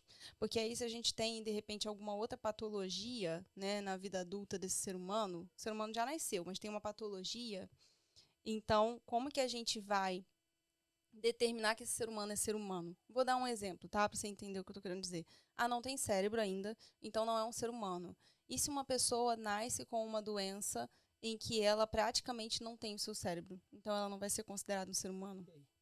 Entende? Então é uma questão de conceito, de critérios para a gente definir o que é um ser humano ou não.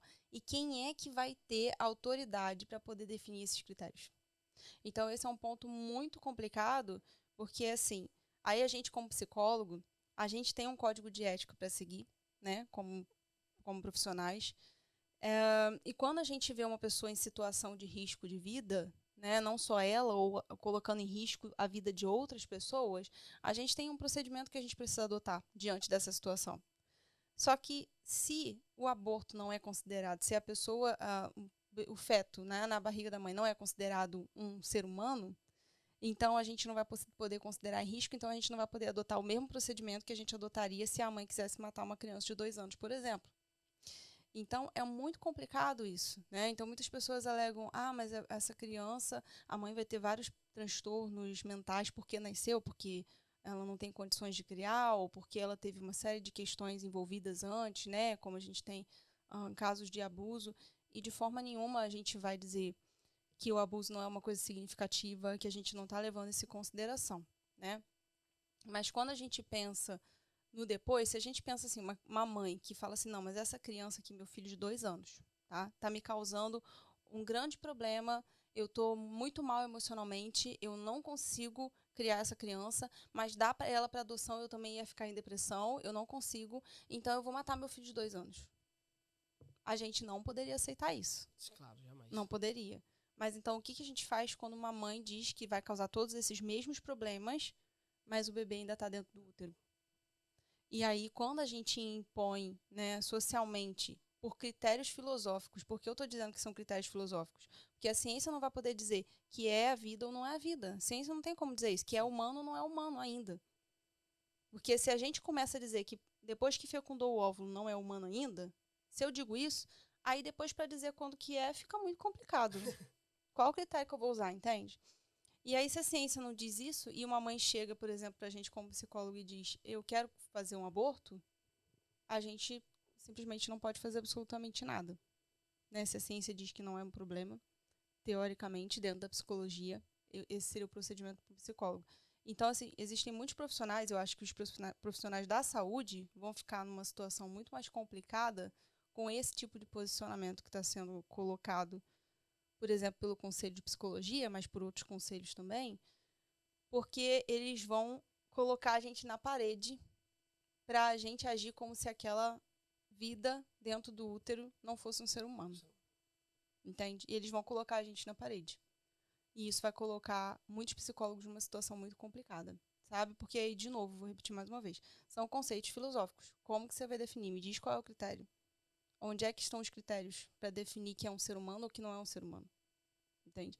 E aí, nesse ponto que você falou, né? Quando o óvulo é fecundado e aquilo ali já tem todo um potencial para se tornar um ser humano a partir do tempo, do desenvolvimento, depois do aprendizado, e a gente vai ver a se tornar um ser humano. Esse autor, ou já é um ser humano. esse autor, ele estava falando o seguinte, que aquele óvulo que foi fecundado, ele está nesse processo de crescimento para se tornar um ser humano. Ele precisa da mãe, porque a mãe da mulher, para ele crescer. Porque ainda não tem nenhuma tecnologia onde que ele consegue crescer, desenvolver separado. Porque todo o crescimento dele, ele faz sozinho. É verdade.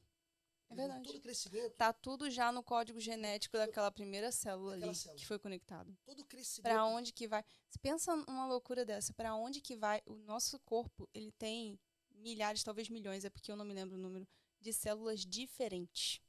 Se você olhar para sua mão, tem milhares, talvez, de células diferentes na sua mão.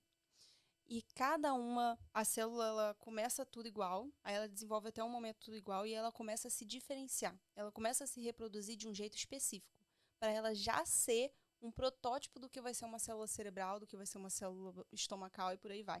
E daí ela vai se direcionando para os lugares certos e naquele lugar ela começa a se desenvolver e se diferenciar mais uma vez, porque aí agora, eu não sou mais do aparelho digestivo, agora eu sou do estômago, eu sou do fígado, eu sou do não sei onde. Não, mas agora dentro do estômago eu sou da glândula tal. Então agora sim eu tenho que me diferenciar mais ainda. E cada célula vai indo para o lugar exato. Tudo isso coordenado por aquele código genético que já estava completo ali naquele óvulo fecundado. Isso é uma coisa de louco. Quando a gente vai estudar o cérebro, se uma célulazinha dessa começa a se desenvolver no lugar errado ou se não se diferencia direito, a gente vai ter N transtornos ao longo da vida dessa pessoa. A gente vai ter transtornos cognitivos, a gente vai ter distúrbios do neurodesenvolvimento, porque aquela célulazinha não foi para o lugar certo, não se desenvolveu do jeito certo. É muito preciso, né, o desenvolvimento celular e a constituição fisiológica do ser humano. E já está tudo ali naquele óvulozinho com espermatozoide. Mas aí eu tô te falando, a nível científico, qual é o critério? A gente tem a nível como cristã, eu tenho a minha crença clara de que desde o momento que foi fecundado, aquilo ali já é um ser humano, como cristã. Mas a nível científico, eu quero saber qual é o critério que eles vão usar para afirmar isso, porque até agora a gente não está vendo. Bárbara, por isso que eu louvo a Deus, porque Deus tem levantado, a ciência tem crescido, continua crescendo os estudos científicos cada dia mais, é onde tem também pessoas cristãs que têm sua fé em Cristo Jesus, sabe? Tem conhecimento da ciência, porque a Bíblia também já tem explicação para tudo isso, todas essas questões científicas. Porque quando nós temos o conhecimento científico e também temos a Bíblia, temos a resposta, não para combater, não é questão do combate, mas de permanecer na palavra. Como o apóstolo Paulo disse para Timóteo, prega a palavra todo o tempo. Quando eu tenho os dois conhecimentos, vamos ser colocado à prova a todo tempo, porque isso é algo do maligno. Nós sabemos que o mundo vai de mal a pior. Portanto, mas nós temos a palavra, temos o conhecimento científico, mas também temos a nossa base de fé, que é a palavra. E a palavra nos dá a instrução para a gente caminhar nesse mundo moderno, onde que tem destruído, ou melhor, não tem destruído, como a Bíblia diz, que o mundo jaz o maligno. Então não vai ser do mal ou pior. Na verdade, eu acho que a destruição está se intensificando, né? Se a gente parar para pensar nisso, né? Mas é muito interessante você falar isso, porque em muitos momentos, quando eu estou estudando alguma coisa da psicologia, eu lembro de muitas passagens bíblicas, né, que vão ensinando e instruindo aquilo pra gente, né? Então, por exemplo, a gente vê várias passagens instruindo sobre como lidar com a ansiedade, várias passagens instruindo sobre como lidar com momentos de falta de esperança, de fé. A falta de esperança é um dos fatores principais para o suicídio. Uau. Aí a gente pensa assim, é a depressão. Sim, a depressão ela é um fator muito crucial para o suicídio. Mas quando que a gente sabe que uma pessoa com depressão ela está em mais risco de cometer suicídio? Quando ela começa a não ter esperança. Então ela começa a pensar, não tem como melhorar, não tem como ficar bem, não tem como resolver, não tem como minha vida melhorar, vai ficar isso aqui ou pior. Não tem como. Quando ela perde a esperança, a gente começa a ficar muito preocupado mesmo. O risco de suicídio pode ser bem acentuado Fatal. ali naquela hora. Sim. Então, assim, e a gente vê muitos versículos, muitas passagens bíblicas falando sobre a esperança e, na verdade, a própria crença, né, a construção ali do que é o cristianismo são coisas de muita esperança, né? É, na verdade, o que a gente chama de evangelho é uma mensagem de esperança, né? Sim. Se a gente parar para pensar. Sim. É basicamente isso. É a esperança de que o sofrimento que você vive nesse momento é passageiro e em algum momento esse sofrimento vai ter fim e alguém pagou a sua entrada para esse lugar. Muito bom. Esse lugar maravilhoso que não tem mais esse sofrimento. Tem dor. Que não tem mais essa dor. Que tem a alegria constante, né? A alegria de estar com ele constante, né? Perfeito, exatamente. E uma coisa que eu acho muito interessante, né, é uma conclusão que eu cheguei, se a gente olhar a psicologia, várias abordagens da psicologia, elas falam sobre a importância do social para o ser humano, do social, da interação com o outro, né? E isso é uma coisa muito central em todas as abordagens psicoterapêuticas. A gente vai ter uma coisa muito central nessa questão da interação com o outro, tá? Até para a felicidade, por exemplo, um fator importante é o pertencimento. É você estar pertencendo a outras pessoas. E aí a gente vai lá para a Bíblia e a gente vai ver quais são os maiores mandamentos. Amar a Deus acima de todas as coisas. E o próximo. Relacionamento. Relacionamento. Entende? Então a gente vê que ali, naquelas promessas bíblicas, se resolvem todos os maiores medos, os maiores problemas humanos. Porque a gente não vai ter mais morte. Se a gente pergunta para as pessoas quais são os maiores medos, assim, na humanidade absolutos, é morte e rejeição. São os maiores medos do ser humano. E ali acabou a morte e acabou a rejeição. A Bíblia tem resposta para tudo que o mundo está vivendo. É. Tudo que o mundo... Eu estava conversando ontem com uma pessoa sobre isso, que a pessoa estava dizendo para mim sobre com o avanço da ciência e como que o pecado está tão terrível hoje nesse mundo. Quer pegar aí? Como que o mundo está tão terrível... Esse mundo atual está tão terrível, como que o pecado, venação maligna, como que tantas coisas está tão visível que há tempos atrás, não é muito tempo, 10 anos, 5 anos atrás, não era igual está hoje. E eu falei com ele, olha, todo tempo, Satanás sempre veio para querer desfazer todas as obras de Deus. Essa é a intenção dele, o tentador, a Bíblia vai referenciar o tentador como o diabo, todas essas referências, tudo significa ele mesmo, o capiroto, o cão é ele. E eu estava dizendo para ele, cara, falei assim, olha, mas todo tempo, toda a época que sempre veio alguma prática de pecado, que o mundo viveu, sempre foi combatido com a palavra. No passado, eram outras práticas, outros tipos de pecado que não está sendo tão atual hoje. Hoje em dia, o povo moderno já conseguiu vencer isso, já está fichinha. Com a multiplicação da ciência, quando tudo vai crescendo, as coisas também vão aumentando e o pecado vai subindo. Tem coisas que você consegue vencer no passado, foi combatido no passado. Por exemplo, olha só, eu vi um pastor muito conceituado no Brasil, ele dizendo sobre uma questão assim, que vai ser pode ser até um polêmico, vou falar, mas a questão o pastor falando sobre a questão homoafetiva. E esse pastor, ele falou assim, olha, esse pecado é um pecado atual dessa época, aonde tem que ser combatido, não combatido, ensinado também com a palavra, porque a palavra está para todos os tempos. O tempo passado, o tempo presente, se Jesus não voltar até lá, o tempo futuro, que a palavra, a Bíblia, ela está explícita para todo o cenário, não tem um tempo cultura que a Bíblia não fala. A Bíblia foi, portanto, foi um livro escrito para um povo antigo, para um mundo antigo, cultura antiga, e ela é tão real no nosso mundo atual. Sim. Todo tempo a palavra está aí, e é lindo ver quando... Caraca. Olha pra tu ver que lindo.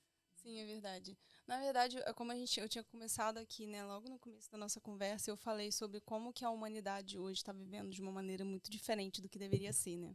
E existem vários autores mostrando isso. Tanto a nível de relacionamento, de não saber o seu lugar na sociedade, de não saber, por exemplo, respeitar autoridades, de não saber como ter um estilo de vida saudável, regrado, disciplina. Coisas básicas, como a gente falou, dormir, se alimentar, tudo isso, né, está sendo modificado. Muito também tem influência da tecnologia, né?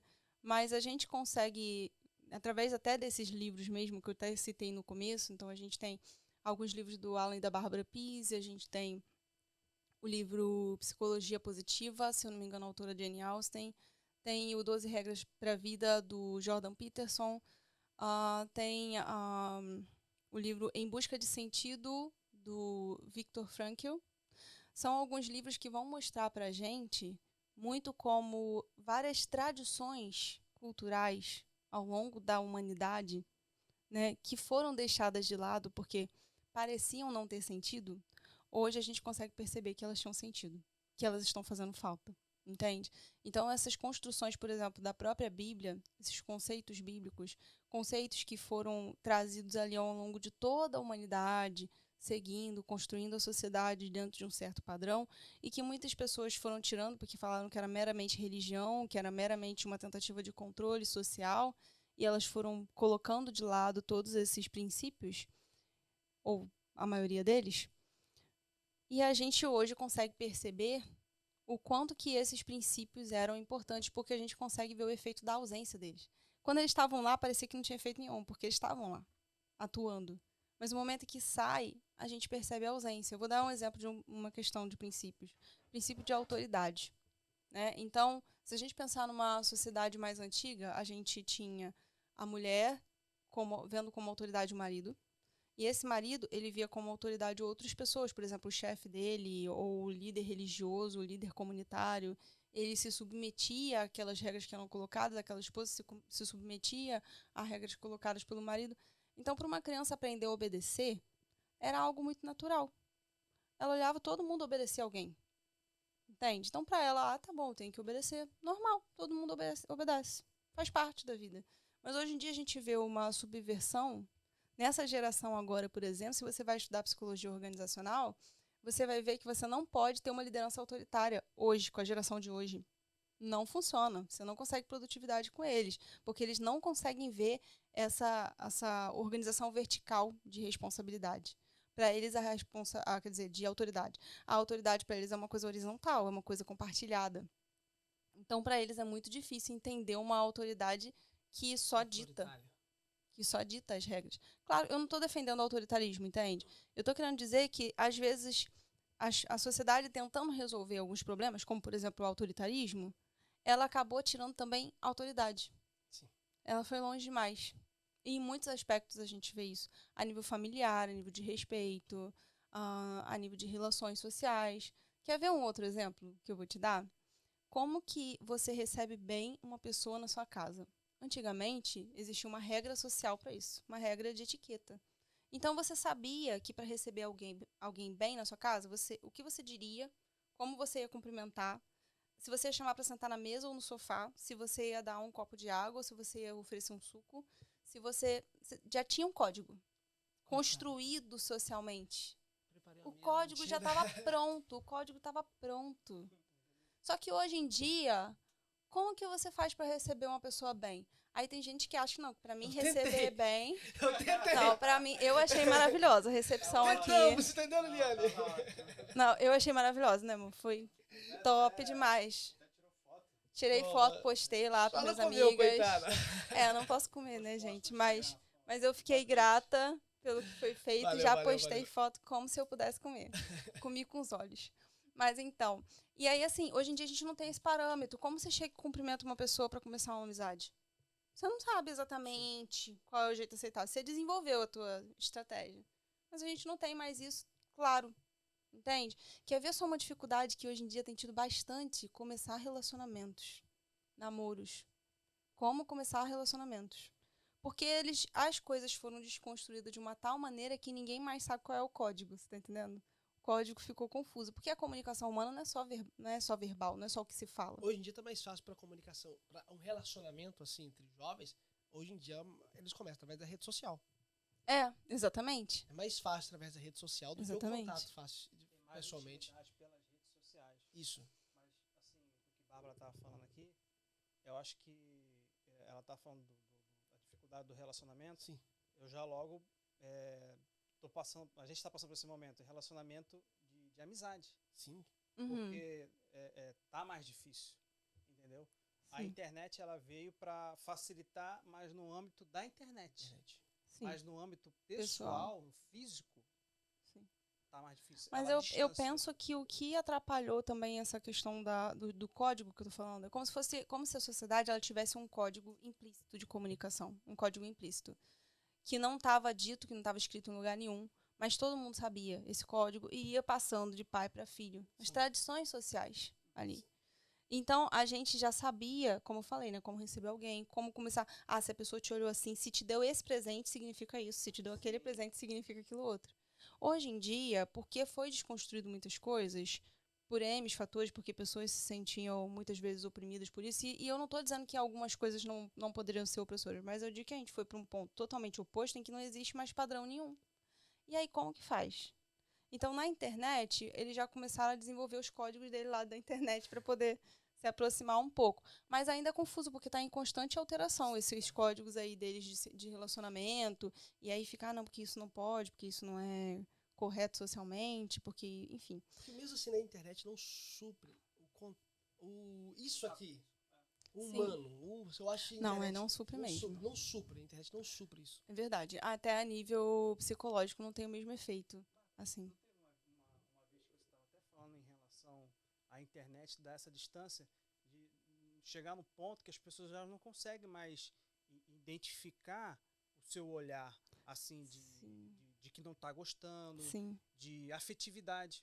Sim. Né? Porque às vezes a gente está conversando, né, no processo social, você consegue, de uma forma do subconsciente, identificar quem você está agradando, quem você não está agradando. Então a internet está tirando essa sensibilidade das pessoas. Tem sido, na verdade, associado, por exemplo, a uma intensidade, por exemplo, de bullying maior, o fato da conectividade na internet. Por quê, né? Você vê uma criança... Se eu tô aqui conversando com você, eu tô olhando para você, eu tô vendo várias expressões faciais, eu tô lendo seu corpo o tempo inteiro, lendo sua expressão facial o tempo inteiro. Enrolado. A gente faz... Não, mas todo mundo faz Mas isso, tá, sabe? Mas tá com uma imagem boa. Isso, Tá boa, tá joia, imagem tá legal. boa. Não, então. E aí a gente tá lendo o outro o tempo Sim. inteiro, tá? E aí você imagina uma criança, ela nasceu, ela tá aprendendo os códigos da comunicação social, que não são só verbais, tá? Só que ela tá fazendo isso assim, ó. Ela tá falando com você e tá olhando aqui, ó, o celular, o tempo todo. Ela não tá olhando pra você. Ela tá olhando 1000 coisas, mas não tá olhando pra você. Então ela não tá sendo treinada para reconhecer as emoções no outro. Então, quando ela começa, por exemplo, uma brincadeira, uma zoação, e antigamente a gente sabe que tinha uma zoação bem pesada, né? Era A tudo gente vive gostoso, falando né? disso, né? Era bom. Pô, A gente tinha. Tinha. Na ferida, sem magoar. sem magoar. Você Mas falar, o que ou que é? Você é gordão, ou você é Tu tem magrela. quantos anos? Eu tenho 36, cara. Pô, tem 34. A gente era da Então, mesma geração escola. 80, Pô. Pois é, então. E aí, o que que acontece?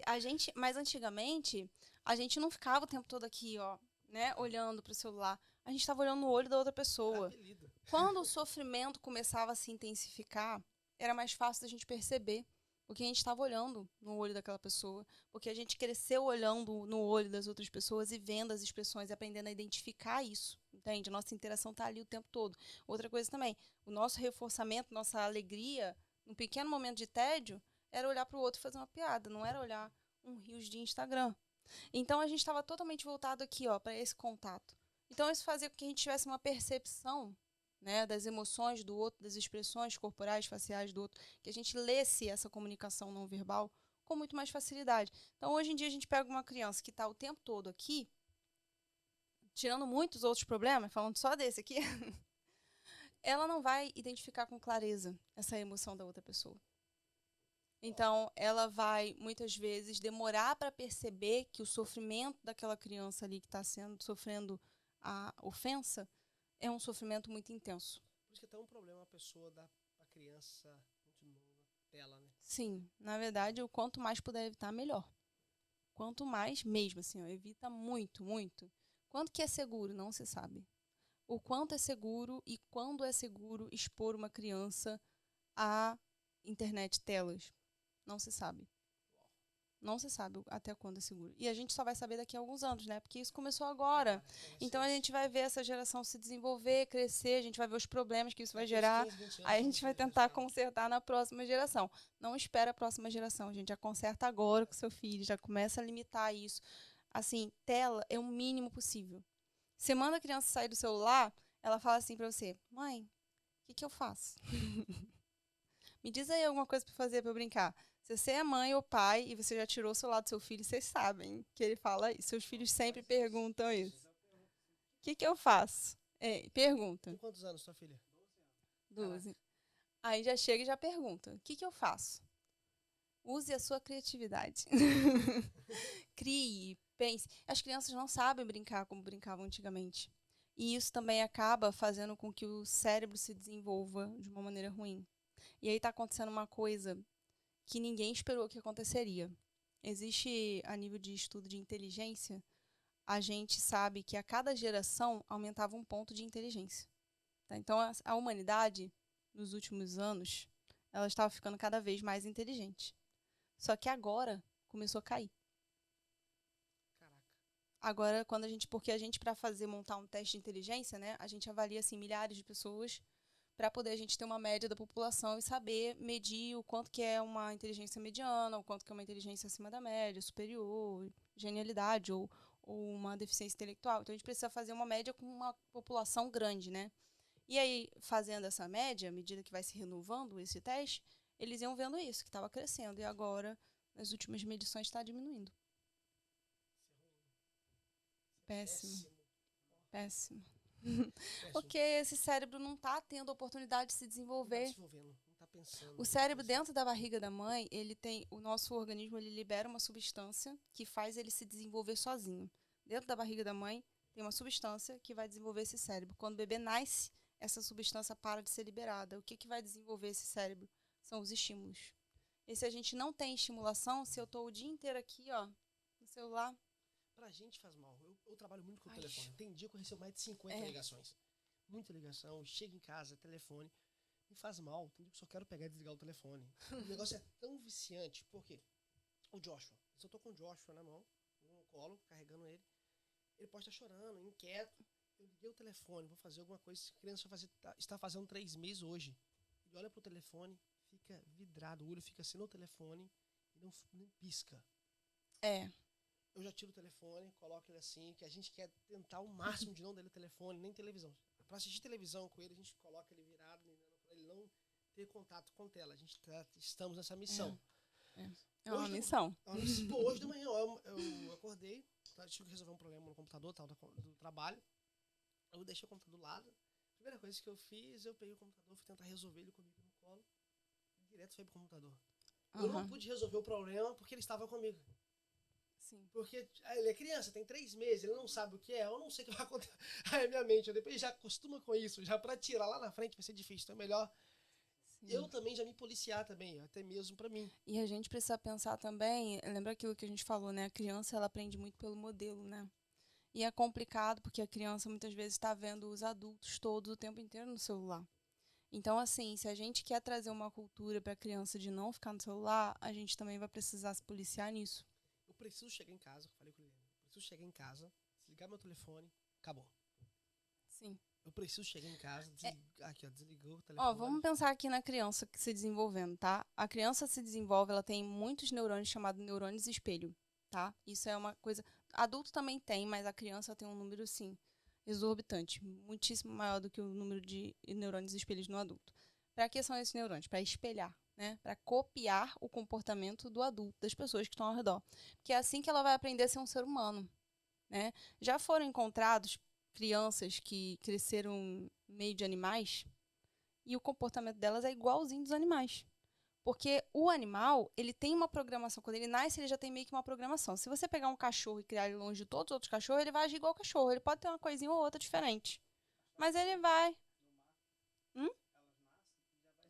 Exatamente. Ele já tem. A tartaruga, ele tá falando que ele não falou no microfone. A tartaruga já nasce, já sabe que tem que ir lá pro mar. Ela já nasce sozinha. E ela se desenvolve e ela age como uma tartaruga. Certo? Sim. O ser humano não é assim. Se você pega um ser humano, então, como eu falei, já foram encontradas crianças que cresceram no meio de animais, o comportamento, podem pesquisar isso na internet, vocês têm alguns vídeos no YouTube. O comportamento é de animal. É igualzinho de animal. Ela, se cresceu com lobo, vai uivar, vai andar igual a lobo, ela vai pular igual a lobo, tudo ela vai desenvolver. Por quê? Porque o ser humano, ele tem muito essa coisa do modelo. Então, ele olha, ele aprende a ser humano, né, a nível comportamental, a nível de pensamento, comunicação, olhando os seres humanos ao redor dele. Então, a gente tem que pensar muito no como a gente se comporta e lida com as coisas quando a gente está pensando na educação de filhos. Porque eles vão espelhar aquilo ali. Eles vão espelhar. É o que o cérebro deles faz de melhor. É espelhar o comportamento. E essa questão de modelo é algo tão forte, até mesmo na questão de aconselhamento. Eu não sei a questão da lei do Brasil, mas aqui nos Estados Unidos, a lei dos Estados Unidos é, por exemplo, eu como pastor e como conselheiro, eu não posso aconselhar minha esposa como se eu estivesse aconselhando um membro da igreja. Nem o meu filho. Como que eu aconselho eles? Através do exemplo. Nossa. Isso aqui é lei. Entendi. Eu não sei se a lei no Brasil é assim. Entendi. Se tem essa questão Eu entendo, imagino o porquê dessa lei, né? Lá é questão com exemplo. Eu não posso. Se eu quero que a minha esposa mude algo, ela tem que ver o exemplo em mim, que através do meu exemplo venha refletir Aí eu vou falar pra você agora de um versículo bíblico sobre isso, né? Tem um versículo bíblico que fala que se uma mulher ela é casada com uma pessoa, ela se converte, ela se torna cristã, e essa pessoa não quer ser cristã. Nossa, Paulo, ser melhor que ela. E aí ele fala que o proceder da esposa é que vai salvar esse marido. Sim. Ou seja, é a partir do comportamento que ele tá vendo nela, da mudança de comportamento que ele tá vendo nela, do testemunho, não dito em palavras, que ele vai entender que aquilo ali é verdadeiro, que aquilo ali é bom, e ele vai querer aquilo pra ele também. É muito forte, gente. O modelo é muito importante. É muito incrível. difícil. Muito difícil. É muito difícil. Muito difícil. É uma missão árdua. Eu acho que é uma das maiores missões mais difíceis da vida como pai. Você ser esse refletor para a vida do seu filho. Uhum. Mas é muito gratificante. Poxa, meu bebê tá com 3 meses. É gratificante eu vejo na minha igreja. Na minha igreja tem um pastor que eu fico vendo, tem 3 filhos, e você vê um modelo que os filhos estão seguindo ao Senhor, temente a Deus. Muito legal. Jovens, adolescentes. Sim. Eu falo assim, poxa, isso aí é eu falei com esses dias, mano, uma meta e um testemunho do homem de Deus. É verdade. Sabe? É verdade. O homem de Deus é lindo, é lindo, é lindo. A gente tá quase 2 horas já, hein, batendo papo aqui. Sério? Nossa. Nossa. 1h40. 1h40. Eita. 1h40. Bárbara, Bastante tempo. bastante tempo, porque eu tenho muita coisa que eu queria falar e tal. Eu queria entrar por outro assunto aqui, eu sei que vai render muito. Deixa pro próximo. Pô, gostei dessa parada aí. Essa parada aí. Só pra gente encerrar. Vou encerrar com uma pergunta que a gente fez. Estava batendo papo, mudou um pouco aqui, mas foi algo muito produtivo. Por isso que o podcast é gostoso. O podcast a gente começa a conversar sobre um assunto, vai desencadeando, não tem um tempo.